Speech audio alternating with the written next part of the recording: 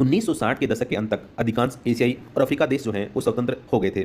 फिर भी ये अनुभव किया गया कि राजनीतिक स्वतंत्रता के बावजूद नव स्वाधीन देशों में से ज्यादातर देश जो थे वो आर्थिक दृष्टि से पिछड़े हुए थे और औद्योगिक देशों पर निर्भर थे। मित्रों, पुरानी अर्थव्यवस्था कायम थी जिसे धनी औद्योगिक देशों के प्रभाव वाले ब्रेटन वुड्स सिद्धांत के अंतर्गत चलाया जा रहा था। मित्रों, तीसरी दुनिया के नव स्वाधीन राष्ट्रों और उनके संगठित मंच गुटनिरपेक्ष आंदोलन ने धनी और निर्धन देशों के आर्थिक मामलों और नई अंतर्राष्ट्रीय अर्थव्यवस्था के मसले को उठाया।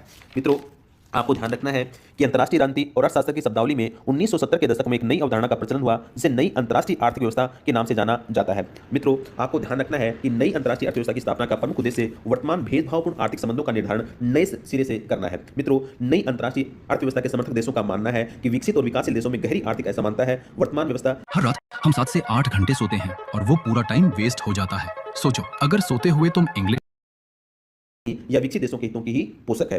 नई अंतर्राष्ट्रीय अर्थव्यवस्था का उद्देश्य वर्तमान व्यवस्था को समाप्त करके इसे न्यायपूर्ण व समान बनाना है ताकि यह विकासशील देशों के भी हितों की पोषक बन जाए। मित्रों, नई अंतर्राष्ट्रीय आर्थिक व्यवस्था का प्रमुख ध्येय नव उपनिवेशवाद को समाप्त करके अंतर्राष्ट्रीय आर्थिक संस्थाओं को अधिक तर्कसंगत बनाना है। मित्रों, नई अंतर्राष्ट्रीय आर्थिक व्यवस्था अवधारणा से अभिप्राय है नवोदित विकासशील देशों के मन में इस बात की उत्कंठा कि उनका आर्थिक विकास पूंजीवादी देशों की स्वेच्छा पर निर्भर न रहे, बहुराष्ट्रीय निगम उन्हें कच्चा माल उत्पन्न करने वाले उपनिवेश न माने, विश्व आर्थिक व्यवस्था का संचालन एक दूसरे की संप्रभुता का आदर, हस्तक्षेप तथा कच्चे माल पर उत्पादक राष्ट्र का पूर्णाधिकार आदि सिद्धांतों पर हो। एक बार अर्थ को पुनः जान लेते हैं। मित्रों, नई अंतर्राष्ट्रीय आर्थिक व्यवस्था अवधारणा से अभिप्राय है नवोदित विकासशील देशों के मन में इस बात की उत्कंठा कि उनका आर्थिक विकास पूंजीवादी देशों की स्वेच्छा पर निर्भर न रहे, बहुराष्ट्रीय निगम उन्हें कच्चा माल उत्पन्न करने वाले उपनिवेश न माने, विश्व आर्थिक व्यवस्था का संचालन एक दूसरे की संप्रभुता का आदर, हस्तक्षेप तथा कच्चे माल पर उत्पादक राष्ट्र का पूर्णाधिकार आदि सिद्धांतों पर हो। अब मित्रों, हम नवीन अंतर्राष्ट्रीय आर्थिक व्यवस्था के बुनियादी सिद्धांतों पर चर्चा करेंगे। मित्रों, नवीन अंतर्राष्ट्रीय आर्थिक व्यवस्था के जो बुनियादी सिद्धांत है उस प्रकार है। पहला है दोस्तों खनिज पदार्थों और समस्त प्रकार के आर्थिक क्रियाकलापों पर किसी राष्ट्र की संप्रभुता की स्थापना करना। दूसरा है दोस्तों कच्चे माल की कीमत को घटाने बढ़ाने की प्रवृत्ति का निरोध तथा कच्चे माल और तैयार माल की कीमतों में ज्यादा अंतर न होना। तीसरा है दोस्तों विकसित देशों के साथ व्यापार की विविधता का विस्तार। चौथा है दोस्तों विश्व मुद्रा व्यवस्था में सामान्यीकरण करना। पांचवा है दोस्तों विकासशील देशों द्वारा उत्पादित औद्योगिक माल के निर्यात को प्रोत्साहन देना। छठा है मित्रों विकासशील देशों द्वारा विकसित देशों के मध्य तकनीकी उत्थान की खाई को पाटना। सातवां है मित्रों विकासशील देशों पर वित्तीय ऋणों के भार को कम करना। और आठवां है बहुराष्ट्रीय निगमों की गतिविधियों पर समुचित नियंत्रण लगाना। एक बार इन सिद्धांतों को पुनः देख लेते हैं। मित्रों, पहला है खनिज पदार्थों और समस्त प्रकार के आर्थिक क्रियाकलापों पर किसी राष्ट्र की संप्रभुता की स्थापना करना। दूसरा है कच्चे माल की कीमत को घटाने बढ़ाने की प्रवृत्ति का निरोध तथा कच्चे माल और तैयार माल की कीमतों में ज्यादा अंतर न होना। तीसरा है विकसित देशों के साथ व्यापार की विविधता का विस्तार। चौथा है विश्व मुद्रा व्यवस्था में सामान्यीकरण करना। पांचवा है विकासशील देशों द्वारा उत्पादित औद्योगिक माल के निर्यात को प्रोत्साहन देना। छठा है विकासशील देशों द्वारा विकसित देशों के मध्य तकनीकी उत्थान की खाई को पाटना। सातवां है विकासशील देशों पर वित्तीय ऋणों के भार को कम करना। और आठवां है बहुराष्ट्रीय निगमों की गतिविधियों पर समुचित नियंत्रण लगाना। दोस्तों, उपयुक्त सभी मांगे विश्वव्यापी हैं और विकासशील तीसरी दुनिया के राष्ट्रों के हितों के अनुकूल हैं। मित्रों, संयुक्त राष्ट्र महासभा ने मई 1974 में अपने विशेष अधिवेशन में नई अंतर्राष्ट्रीय आर्थिक व्यवस्था की स्थापना हेतु पारित घोषणा एवं कार्यक्रम में वर्तमान प्रचलित आर्थिक व्यवस्था का नया ढांचा प्रस्तुत किया। नवीन आर्थिक व्यवस्था की स्थापना की मांग साम्राज्यवाद विरोधी ऐसी मांग है जिससे एशिया, अफ्रीका और लैटिन अमेरिका के अधिकांश राष्ट्र सहमत हैं। समाजवादी खेमे के राष्ट्रों ने इन मांगों का समर्थन किया है। अब दोस्तों हम चर्चा करते हैं नई अंतर्राष्ट्रीय अर्थव्यवस्था की मांग की ऐतिहासिक पृष्ठभूमि की। मित्रों, आपको ध्यान रखना है कि गुटनिरपेक्ष आंदोलन के काहिरा में आर्थिक विकास की समस्याओं पर सम्मेलन में पहली बार आर्थिक विकास का उल्लेख हुआ था।